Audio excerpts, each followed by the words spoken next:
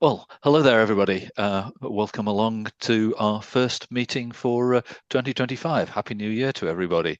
I'm Mike Frost. I'm the meeting secretary for the Society for the History of Astronomy, and it's a great pleasure to have our first webinar for 2025. Just one or two housekeeping arrangements before we start. Please can you all mute yourselves? We were talking. We can mute you for you, but good idea if you mute yourselves, and maybe stop your video as well. That will reduce the bandwidth. So we'll have questions and answers at the end, and you can either put questions into the chat, or we will accept people putting their hands up. So a pleasure to welcome along our speaker for tonight, Professor Anna Marie Roos from the wilds of the Lincolnshire Wolds. A particular pleasure to welcome Anna Marie because we're both involved in the Eclipse and Revelation project that I talked to the SHA about 18 months or so ago, and one of the great pleasures of that project was being able to interact with people from quite different fields through the shared medium of solar eclipses, coming to bringing completely different skill sets to the analysis of them. Again, one of the great pleasures was being able to correspond with the various authors, and Anna Marie and I swapped a lot of emails about the 17th century. And I thought at that time this would be a great subject to have for the SHA. So I'm really pleased that she has come along to join our Zoom meeting tonight. I can do a little better, I think, by way of introduction is her own word in the list of contributors for Eclipse and Revelation. Anna Marie Roos is the Professor of History and Science and Medicine at the University of Lincoln in the UK, although as we hear from the accent, is originally from America, and she's now Emeritus Professor, I think. She's been a visiting fellow at All Souls College, Oxford, a fellow of the Huntington Library in San Marino, California, John Rylands Fellow at the University of Manchester, and a Beinecker Fellow at Yale. So, well-travelled professor. She's a Fellow of the Linnean Society of London and the Society of Antiquaries of London. So, my huge pleasure to introduce Anna Marie to tell us about Annus Tenebrosus, the eclipse of 1652. Thank you, Mike. I'm going to go ahead and share my slideshow. Yep, we can see that. Yeah. Okay. The first thing I want to say is thank you very much for the invitation. I want to thank Gerald Gilligan for the lovely poster, and I'm kind of doing this talk a little bit in memory of Tom McLeish, who Mike and I have worked with on the book before he passed away. So, Tom, I hope you're listening up there somewhere. All right. In 1652, the Black Monday solar eclipse was the 17th century equivalent of fake news.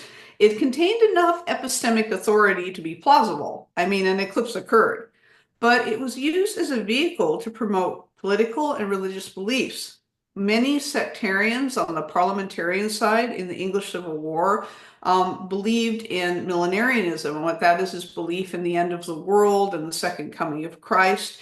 And for them, signs of nature became very significant to the prophecies of the end of the world, as well as to their promotion of their political and religious agenda, often quite radical ones that were quite far removed from Anglicanism. As the importance of chiliastic beliefs grew in the 1650s, the emanations of luminaries, as well as their interruption in eclipses, for some held even more significant powers. So a solar eclipse lasted for 169 seconds in totality on 29th March 1652. That's the old style calendar, or April 8th, 1652, the Gregorian calendar. We have to distinguish between both because we hadn't switched over quite yet by this point. And it was called Black Monday in England, or Merkmoniday in Scotland. And it was utilized by a sect in particular called the Fifth Monarchists, as well as others with apocalyptic beliefs, as a sign predicting the fall of government and monarchy, the end of the world, and the second coming of Christ. Now let's talk a little bit about who the fifth monarchists were, because it's not exactly a household name, I guess we could say. They were known as the fifth monarchists or the fifth monarchy men, and they're a Protestant sect with these millennialist beliefs that were active between about 1649 and 1660 in the then Commonwealth of England, because it's interregnum. The group took its name from a prophecy that claimed the four kingdoms of Daniel, or the biblical apocalypse, would precede the fifth, which would see the establishment of the kingship and the kingdom of God on earth. Members believed the execution of King Charles I in January 1649 marked the end of the Fourth Monarchy, and they thought the Protectorate under Cromwell and the 1660 Stuart Restoration prevented the coming of the Fifth Monarchy. The belief of some elements that this justified military action meant that both regimes, the Protectorate and the Restoration regime, persecuted them. And of course, they never become a mass movement, but they're a very interesting movement because they sort of give a window into what some people thought about eclipses. I'm going to quote this passage by the historian David Como, and I'm doing it because I'm going to use it a little bit as a foil for the rest of my talk, but to give you a little bit of what the received historical view was of this time period in the fifth monarchists. There was a sense here, anxious and raw, yet palpable, that England was moving into a phase of revelation in which new truths of church and state would be unveiled. We see a marked leakage between the religious and political realms, for the sense surely drew heavily, as if in an informal and half-conscious way, upon theological ideas about progressive revelation, new light, and indeed the eschatological unfolding of God's divine plan.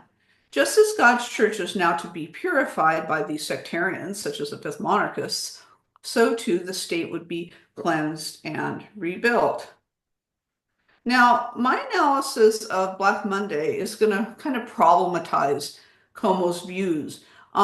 I saw that surely in the case of the eclipse, and an eclipse could be for some a presage of the world's ending, but I found out really for others, it actually provided reassurance that the natural cycles of the universe continued in a very regular, self-sustaining order. So we sort of see an inherent contradiction going on here, and I want to tease that out a little bit in this talk. So on the one hand, if you were sort of in the apocalyptic camp, although the totality of Black Monday was only 169 seconds, I did find that for many, its apocalyptic effects were feared by some audiences to last far in the future. One of these people that believed such things and profited by it was a chap here called William Lilly. William Lilly states from 1602 to 81. He was the most probably preeminent astrologer in the 17th century. He made a very good living out of it. He primarily wrote propaganda using astrology for the parliamentarian side, and he wrote quite a lot of what we're going to see are almanacs, and I'll explain a little bit about them later. But this is what he said about the effects of a solar eclipse and how long they could be. The sun performs its course in a year, the moon in months. So the effects of a solar eclipse continues for years, the moon only months. Those of the sun may continue 3 or 4 years. The effects of the two superiors have their importance for a long season by reason of the so many and infinite transits of themselves and other planets through the several regions of heaven. Now, how did Lilly spread these views? I mentioned that he was the author of what we would call almanacs, and this is an example. These are actually from Welcome Images in London, although I will say that the Royal Astronomical Society has an absolutely fantastic collection of early modern almanacs if you're curious about this particular genre.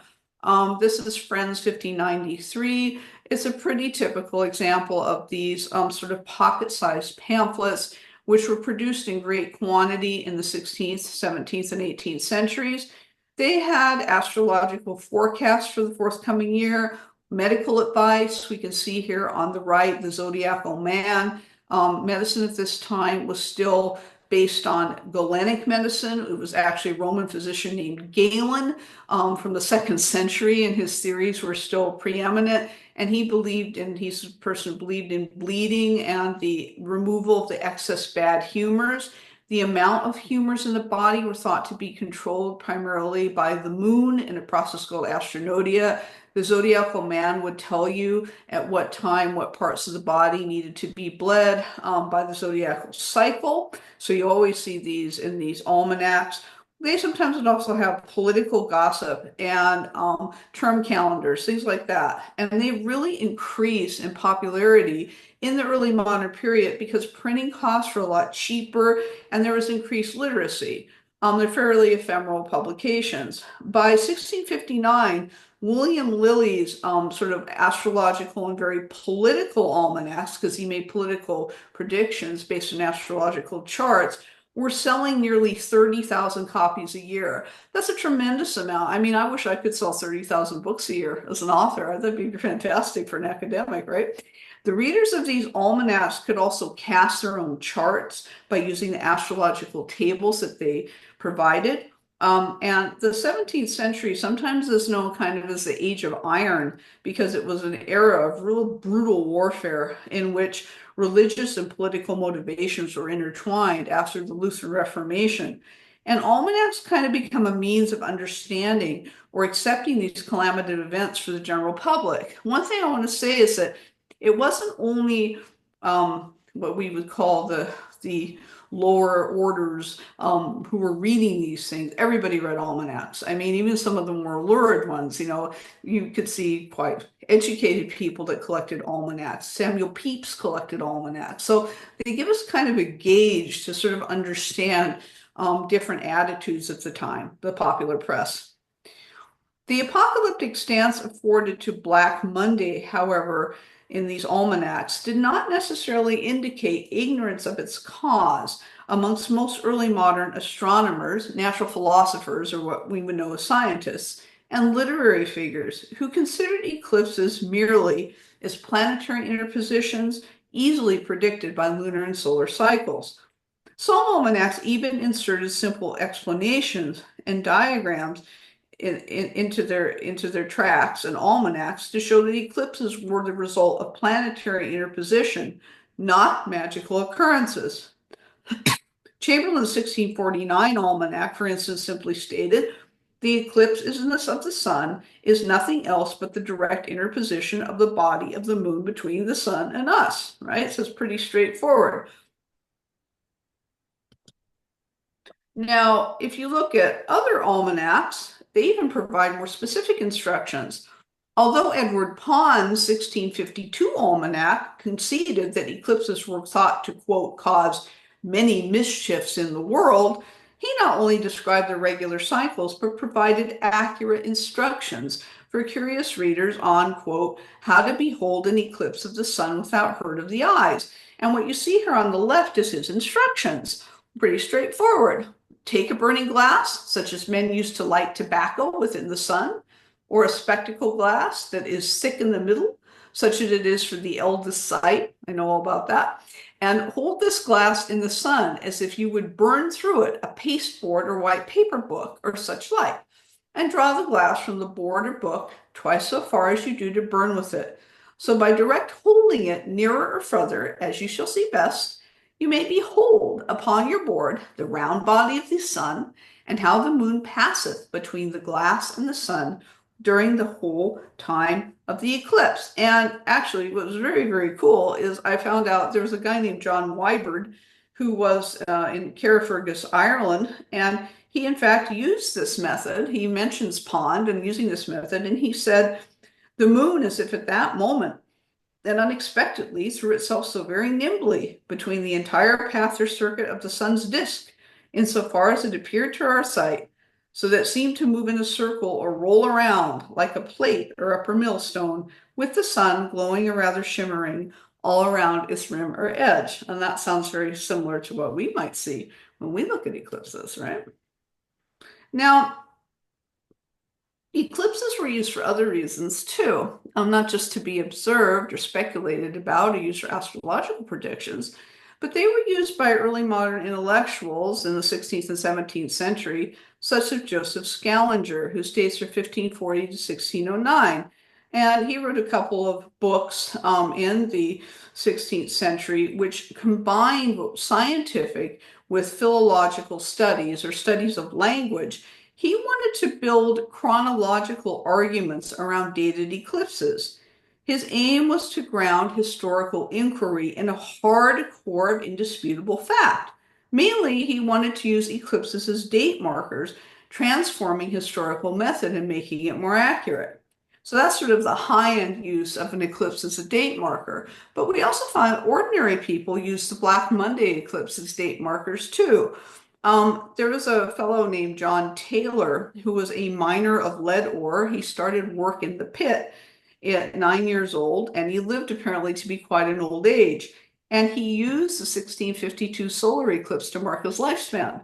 He recalled that he, quote, went below ground to assist the miners and had been thus employed for 3 or 4 years when the great solar eclipse, vulgarly called the Merkmanidae, happened. He was at the bottom of the shaft or pit, and he was desired by the man at the top to call those below to come out, because a black cloud had darkened the sun, so that birds were falling to the earth. And we do know that animals, of course, are affected by eclipses. And this, which he always relates with the same circumstances, is the only way by which his age may be ascertained. So he was using it as a time marker.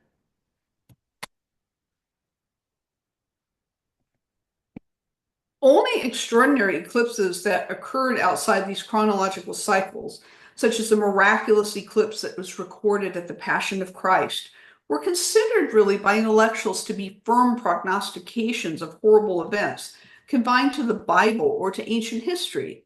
In a reassuring sermon for the Lord Mayor and Aldermen delivered a day before Black Monday at St. Paul's Cathedral in London, the preacher Fulk Beller stressed that the eclipse Black Monday was an entirely natural occurrence, stressing that any panic was often caused by men's unacquaintedness with the natural causes of them. And besides, he said, quote, Jesus Christ, the mystical or gospel Son, was only seemingly eclipsed, yet never going down from his people.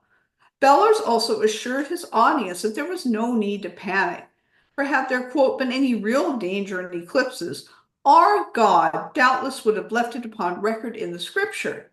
Instead, Bellers claimed that that eclipses should be treated as allegorical aids to religious meditation, and that the removal of the sun's light was analogous to the removal of Christ's grace.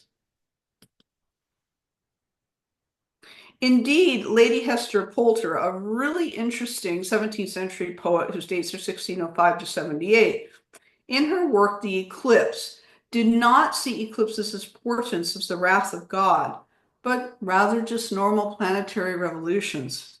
Her earthly life instead was a journey through many such revolutions according to natural rhythms. She wrote, I my passage made through revolution, humbly obedient to my Maker's laws. Poulter, as did Bellers, also allegorically associated the sun with divinity, seeing its eclipse as akin to the effects of sin on an individual's relationship with God. And this is what she wrote. But oh, my sins, and none but those, makes my poor soul o'erflow with sad annoy.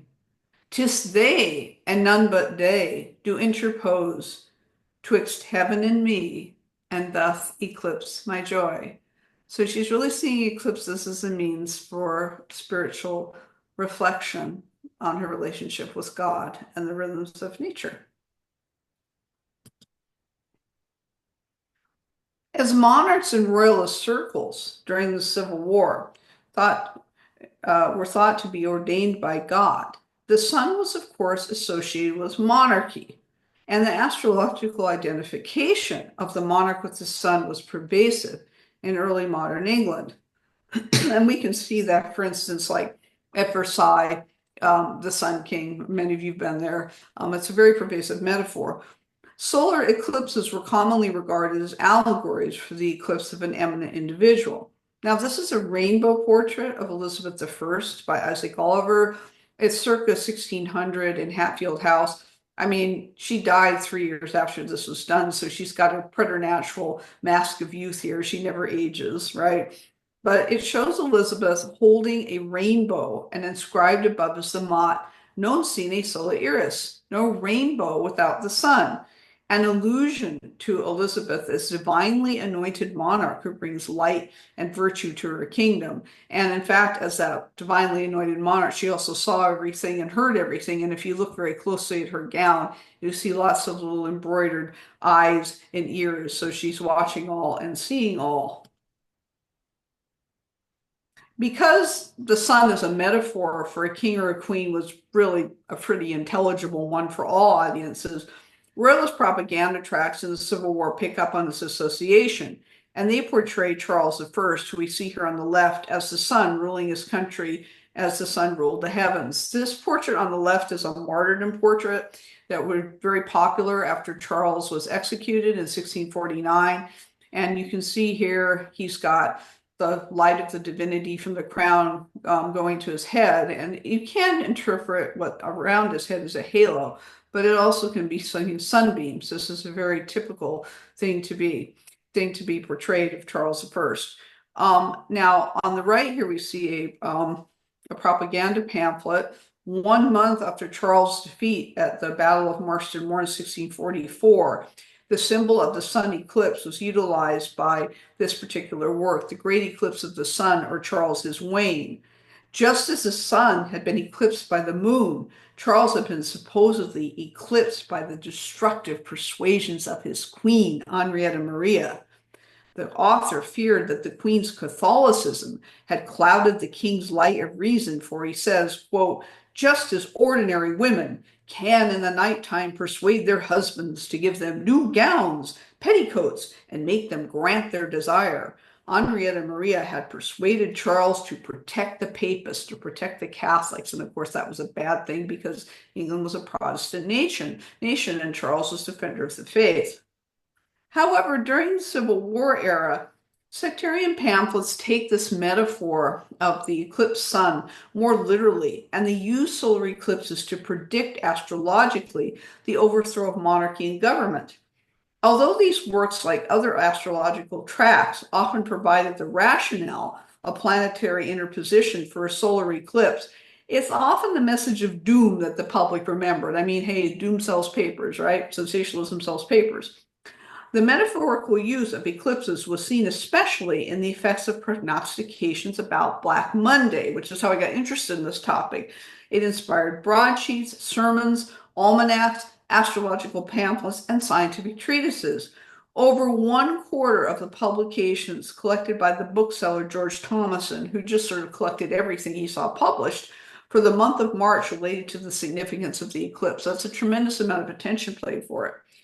In the very emotionally charged atmosphere of an unstable rump parliament at this time, sectarian astrologers forecast not only the fall of Presbyterianism, the reform of the law, and the second coming of Christ, but also sickness, flood, and famine.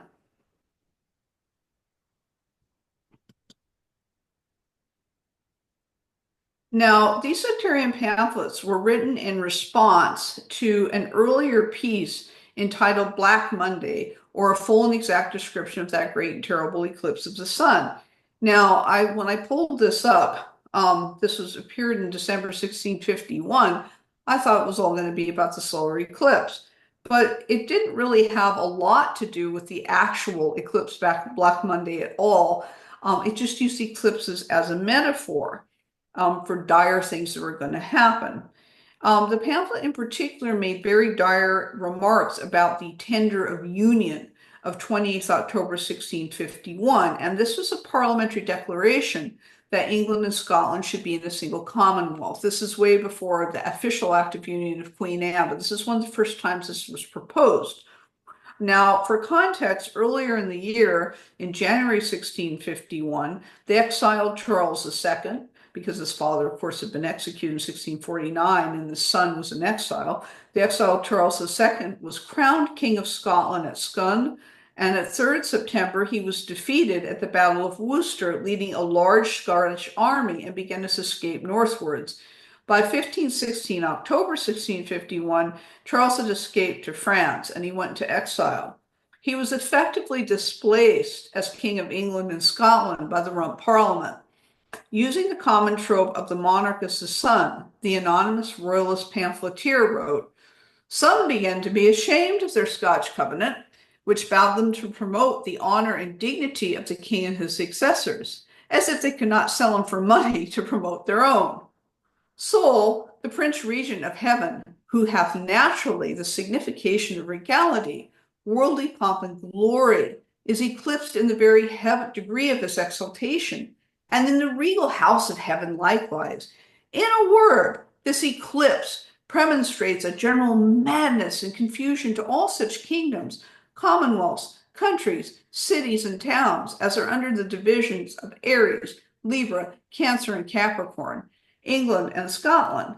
So really, the idea of the eclipse was being used as a metaphor for the eclipsing of Charles II, who had been into exile. And what happened is this idea of this Black Monday that was from this earlier pamphlet became used by later publications and attributed to the actual 1652 eclipse.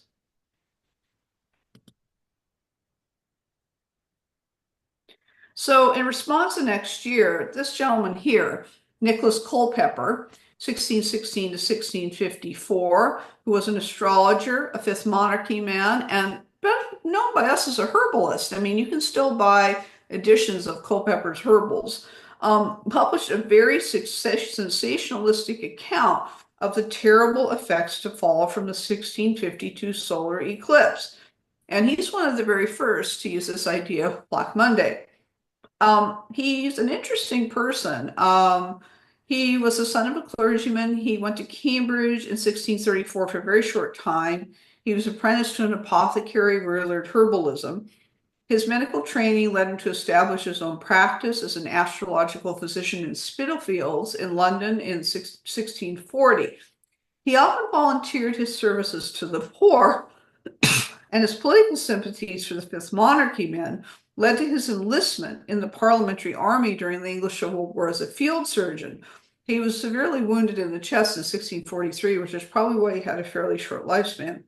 He retired to his medical practice, and by 1649, he's publishing translations from Latin to English of leading medical works, such as the Pharmacopoeia Londinensis of the Royal College of Physicians. The main guide to pharmacy was published only in Latin. It was therefore only accessible to usually university-trained doctors and people, and Culpeper wanted to he translated it from Latin into English to make it widely available so anybody could treat themselves. Needless to say, the Royal College of Physicians did not think very much of him for that. He was embroiled in other controversies with him. He ultimately died very sadly of consumption in 1654. As a Fifth Monarchist, Culpeper desired reform for the English Commonwealth, stating that its liberty, quote, was most impaired by three sorts of men: priests, physicians, and lawyers. Yeah, things don't change, right? And who had a monopoly on their professions. He thought this reform of the Commonwealth, and indeed of all European governments, would come about due to the effects of the eclipse of Black Monday, predicting that at the beginning of 1655, the government will come into the hands of the people, and everlasting peace we shall enjoy. After all, as the sun is in the heavens, so are magistrates in a commonwealth. If the one be affected, why not the other?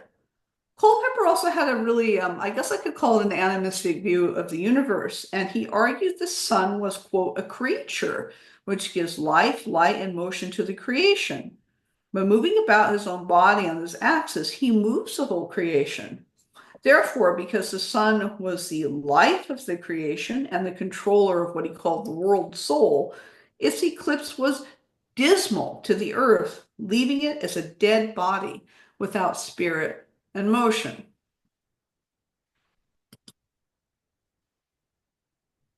Culpeper's claims concerning the subsequent effect of the lack of sunlight on the earth and the body was explained by the traditional connection between the vital animal spirits and the sun.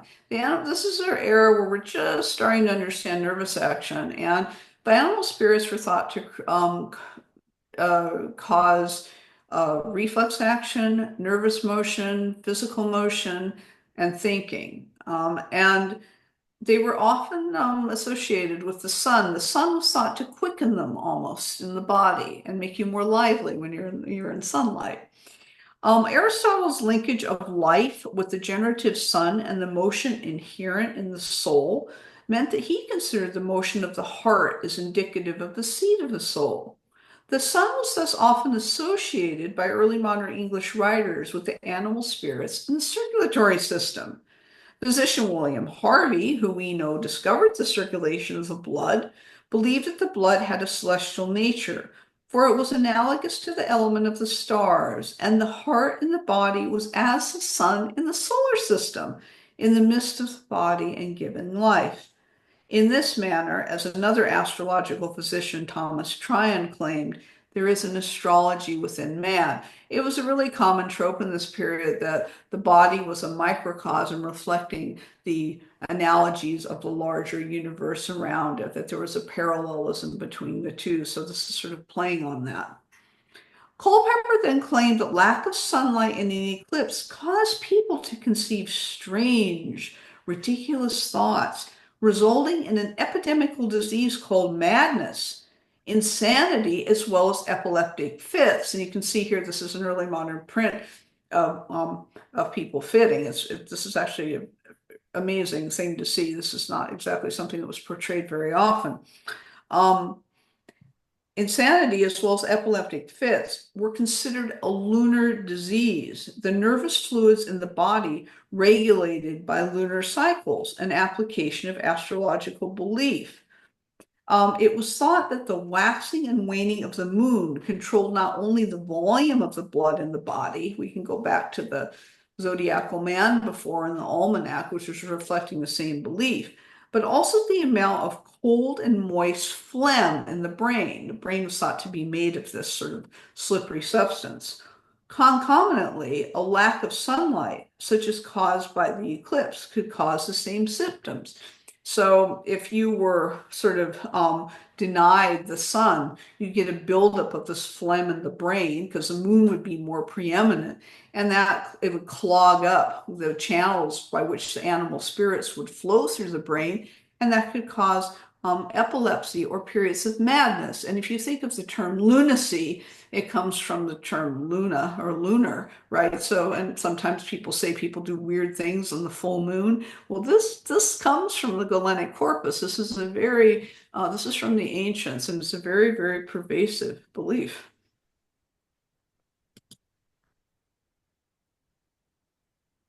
According to Culpeper, this insanity from the lack of solar beams in an eclipse would eventually possess the brains of princes thereof. And in a kind of neat juxtaposition of astrological medicine and wishful thinking, the incapacitation of the monarchs would then make way for the fifth monarchy of the world and the second coming of Christ. As Culpeper put it in another work, an ephemeris for the year 1652, the sun is eclipsed in his throne and cries aloud, O kings, why be moral? Are ye proud? Your scepter's gone, democracy takes place. Your host shall fall by sword before your face. But before the second coming of Christ and the utopian government could be established, Culpeper said, there'll be nothing but trouble seen on the earth. Pestilence and famine would occur. And if that were not enough, violent storms, an unnatural, if not unheard of hail will be a great prejudice unto the earth. Culpeper's tract really seizes the imagination of other astrological writers and sectarians, and they produce a tremendous amount of lurid predictions of what would happen due to the effects of Black Monday.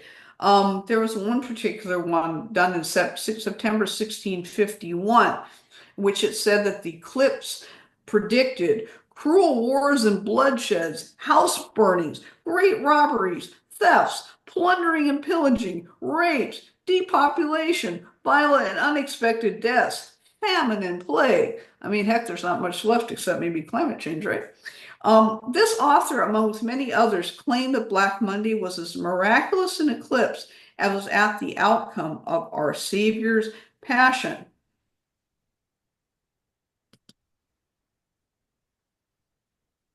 Now, I mentioned before William Lilly is tremendously opportunistic parliamentarian astrologer. Lilly did his own publication about Black Monday called Annus Tenebrosus. Now, why was Lilly paid so much attention to other than just being prolific? Well, he was infamous for his correct prediction and very lucky prediction of the outcome of battles in his 1644 almanac, Merlinus Anglicus Jr. Lilly's judgment at that time was that England's scheme of heaven for 1644 was averse to monarchy, and Parliament would have a better year than the king. And he reported in 1644 that he saw a partial solar eclipse and an annular solar eclipse of long duration and great. And these eclipses argued an end in discomfiture of some certain king, because he's using the metaphor of the eclipse of monarchy that we've seen earlier. And indeed, in July 1644, the royalists lost a definitive battle in Marston Moor. So this was he actually just got very, very lucky. Then he did it again. In the following year, 1645, in another almanac, he said that there was an unfortunate aspect of Mars to the king's ascendant. And he said that Parliament would fight. A victory stealeth upon us. And of course, the month he did this astrological almanac, the Battle of Naseby occurred, which was a horrific royalist defeat. So this spectacularly confirms Lilly's preeminence as one of the primary astrologers. He got lucky. So when he published Annus Tenebrosus about the 1652 solar eclipse of Black Monday, the dark year, he foresaw harm to Dutch shipping, a reflection of the First Anglo-Dutch War between the navies of the Commonwealth of England and the provinces of the Netherlands. Lilly also proclaimed that the Pope seems to be eclipsed by some act or another and in danger either of death or some private misfortune, which was very good news for an anti-papal Protestant nation. Indeed, when Black Monday appears, there was a little bit of panic. Scotland was in the track of eclipse totality, and so there was a real darkness there. And there are reports that some of the poor threw all away, casting themselves in their bath and their eyes towards heaven, and prayed most passionately that Christ would let them see the sun again and save them. In England, which was not in the eclipse's tract of totality, there was no noticeable reduction of sunlight other than the subdued dimness that one would see in a partial eclipse. Despite that, in preparation for the event, London citizens drank saffron wine, as saffron was considered a solar herb because it was yellow and it was thought it would substitute for sunshine. They sort of drank it as a fortification. Another pamphlet writer claimed that the rich fed London, and through the whole city, journeys, marriages, contracts, bargains of all sorts were put off in consideration of it. Such a predominant power hath astrology over the minds of the people. Black Monday's actual appearance in England, at least in England, was really not all that black. It was kind of a damp squib. The eclipse, which was predicted by astrologers to produce an Egyptian darkness over the face of the earth, was pretty short, really. Diarist John Evelyn, who we see here on the left, stated, though the morning were very murky, yet was the obscurity no greater than on any cloudy days, was that celebrated eclipse of the sun that's so much threatened by the astrologers, and which had so exceedingly alarmed the whole nation that hardly anyone would work nor stir out of their houses. Indeed, after the eclipse was over, the Council of State put out a paper explaining that eclipses were natural events which could have no political effects. Black Monday, ironically, made the predictive failures of English astrologers that much more evident.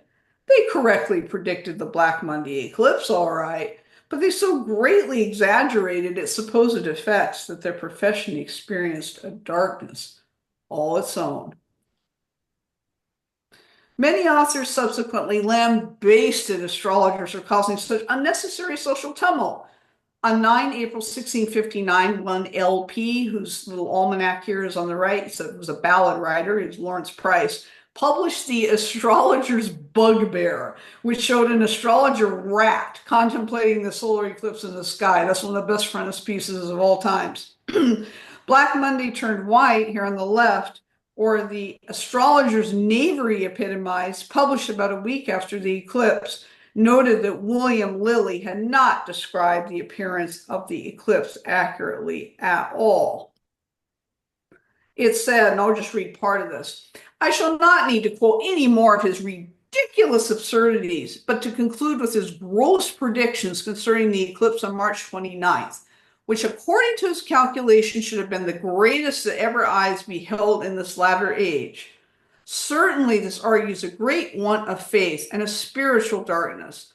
For although there appeared enough to satisfy rational men that there was an eclipse, yet we may observe that he made the two great luminaries and ordered their course sitteth in the circle of heavens and will not give his honor unto any other, but drew back the clouds like a curtain and caused the sun to show his pleasant rays and comfortable beams during the whole time of the eclipse, to the computation of the great astrologers. And then he mentions that astrologers were using some of the data of Tycho Brahe to make their predictions, which was right. So that's sort of interesting. William Lilly, for his part, ranted, and he ranted a long time. He said, there were no less than a round dozen of vinegar pamphlets that had been writ against me. The ballad makers had made me the honor to sing me up and down the streets in their squirting ugly songs. I don't feel too sorry for them.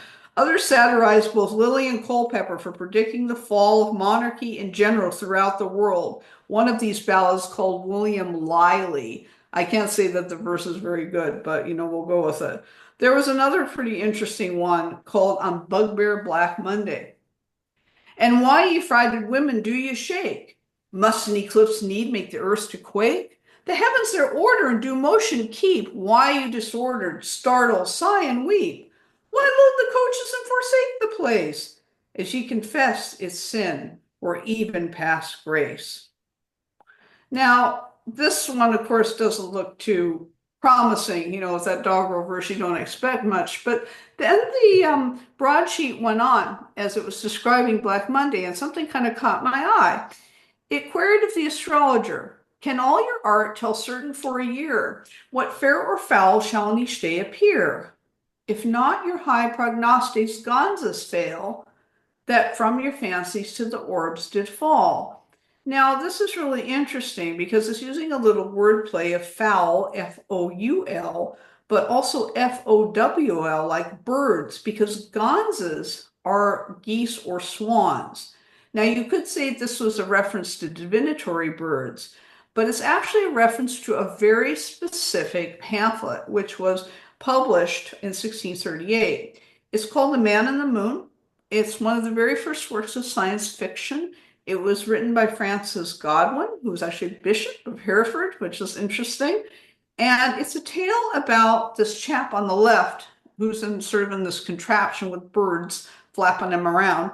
The chap's name was Domingo Gonzalez, and he was searching for his fortune in the New World. During his journey, he becomes stranded on a small desert island in the Bahamas after his ship was attacked by English pirates. And when he was on the island, he discovered the species of giant swans, or gonzas, and he harnessed them to a chariot of pulleys to escape. And that's what you see this contraption going up here. But he didn't bargain for the fact that this particular breed of bird was not going to take him to somewhere else on the earth. It was going to fly him to the moon. The reason why that happened is it was thought at this time as birds disappeared when they went on their migratory journeys, where did they go? Some people actually speculated maybe they went to other places like the moon in their off season.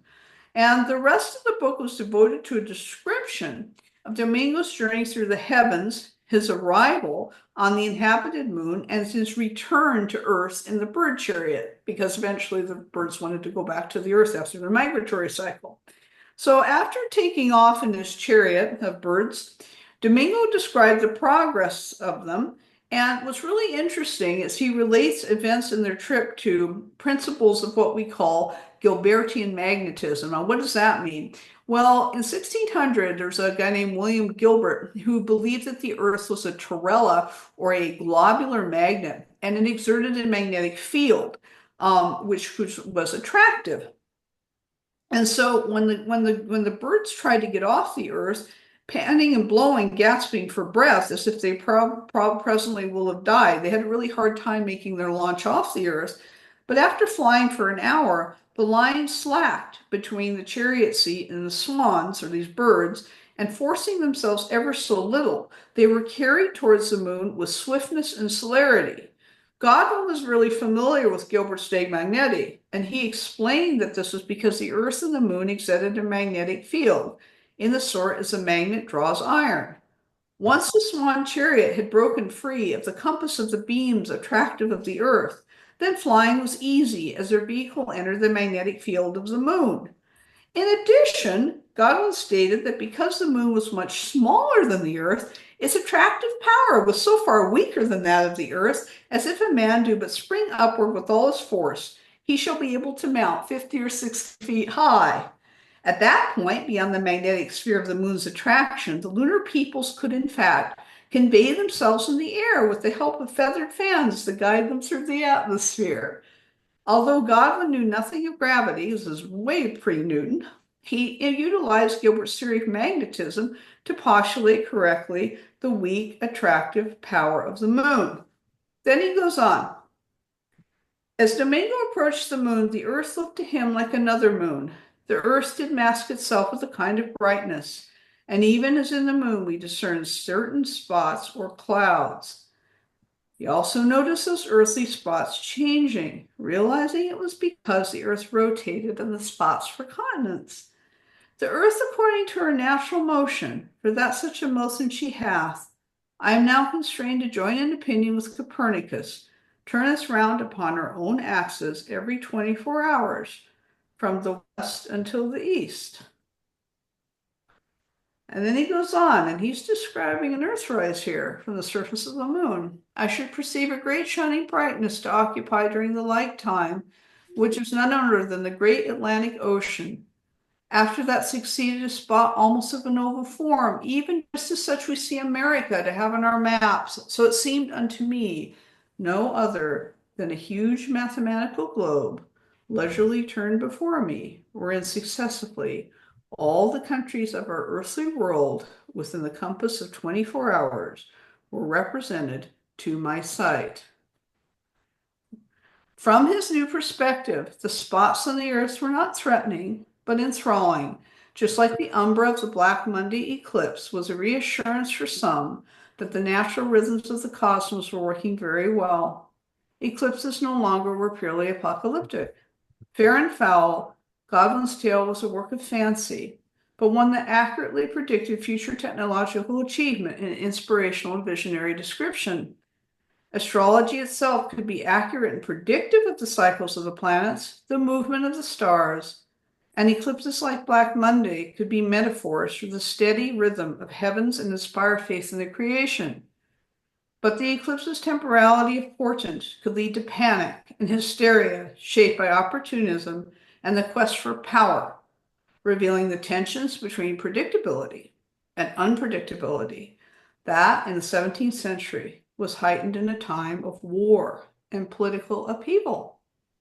So that's what I have for you. And thanks very much for listening to me. Oh dear, we'll miss most of it. Thank you, Anne. Right. That was really, really excellent. I particularly enjoyed seeing the images of the almanac which Lily produced. Mhm. Reminded me of some of the earlier ones because there was kind of earlier versions done in illuminated manuscript style. And do you think those ideas about eclipses which he had extended much further back? Or Oh, yeah, sure. Absolutely. I mean, almanacs are they're pretty consistent genres. Yeah. I mean, in fact, if you go to the Welcome collection and you yeah, go to the rare books room, there's a almanac that's folded up. It's actually about this big. And these things were they were carried around by actual physicians, because physicians used astrology to predict when to bleed. And if you open it out, it opens up into a big piece of vellum, and it's got an eclipse chart in it, and it has a zodiacal man in it. Yeah. So I Yeah. mean, a lot of the elements in the genre of almanacs go back to medieval manuscripts. It's just they're done in a print form, and of course done much more cheaply. Lilly just was incredibly good, even though he had his comeuppance with Black Monday, but he was incredibly good at sort of sensing the pulse of political events to sell almanacs. So he was just excellent at that. Yeah, yeah, that's fantastic. I'm going to hand over to the floor and see if we've got any questions. I can see David's got his hand up. Do you want to unmute yourself, David, and ask? Yeah, thanks for a very entertaining lecture. Edmund Halley, as far as I know, was the first person to chart the predicted path of a solar eclipse. That of 1715. But did any of the almanacs of around 1652 make it clear that that one would not be seen throughout England, and where say to people where they would have to be to see it? See, I'm wondering. You mentioned the disparaging remarks of John Evelyn. Where was he? Was he in London? So He it was in wouldn't have been London. seen as totality there anyway. Yeah, he was in London. Evelyn was a fellow of the Royal Society eventually, right?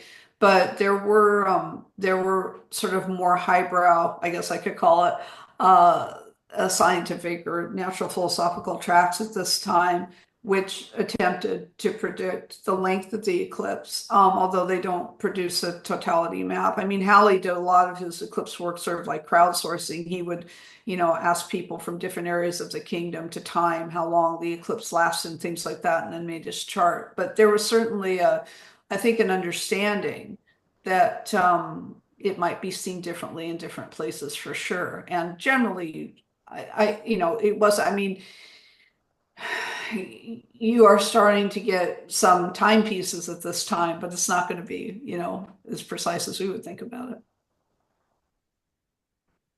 Yeah, I think Edwin Halley was his was the first great eclipse map, but even in the 17th century, people were starting to try and figure out who would see totality and who wouldn't, and That's right. get some idea of the tracks. And I just don't think they were quite accurate enough to be able. They knew one was going to happen somewhere in Britain, but I don't think they were good. It's quite good enough to tie it down to saying it would, would be in Scotland and but not in London. And as you say, Lily's luck ran out. Had it been total over London, I think he would have been given a bit more credit. Probably. I mean, I think too, this is before the formations of Royal Society and the Scientific Society. So once you have that in play, then the society would do things like it sent out questionnaires about all sorts of stuff, making natural observations from all over the place. And that's sort of what Halley picked up on and did. I mean, he just took observations from all over. And of course, they had more accurate timepieces at that time, so they could get a more accurate map. Didn't take long though. I mean, it wasn't that long from 1652 to Halley. It's really not. Okay, thank you, David. Any more questions? Does anyone want to hand up? I'm just going to check the chat. There's none in the chat so far. Just see around. Have I missed anyone there, Mike? No. I haven't seen anybody. We don't want to eclipse anybody. No. I was going to say it's absolutely fascinating. There are echoes of what happens today. When you've got an eclipse of the sun, some people go bonkers for it. Some are quite cool about it. And some crazy theories come around. And their concerns. I don't think there'll be too many fifth millennials, for last year's eclipse across America.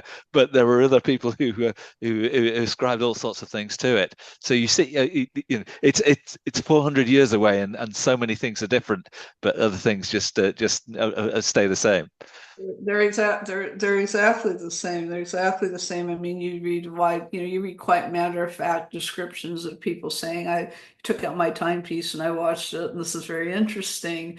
And then you see the lurid astrological pamphlets, and then you see, people trying to hawk medicines and be opportunistic to how to deal with it. But I mean, it's what I find interesting about the almanacs, though, is that you do see references to things like Copernican theory and Tycho Brahe, and it indicates to us that we have to be really careful when we're trying to figure out audiences for these things. Some of them have actually a decent amount of scientific content if you go looking for it. I highly encourage anybody who's interested in this, go to the Royal Astronomical Society in London and ask them to pull it up. They've got somebody donated an entire collection of these things. I think there's hundreds of these, and they're interesting. They're interesting to look through. Yeah. I'll make note of that on my next visit. Yeah. Get them to pull them out. Okay.